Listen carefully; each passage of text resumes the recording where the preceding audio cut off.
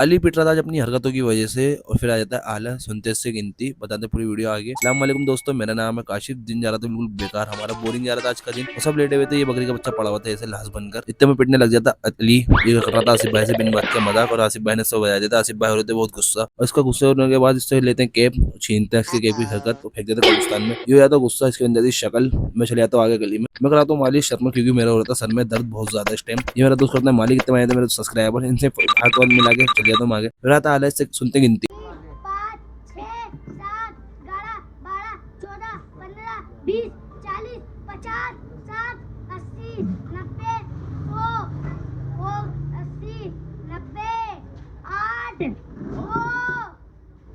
90, 21, 22, 24, 25, 60, 80, 90, 100। इसी के साथ करते हैं व्लॉग का एंड। मिलता है अगले व्लॉग में। वीडियो अच्छी लगे तो हमें फॉलो करें।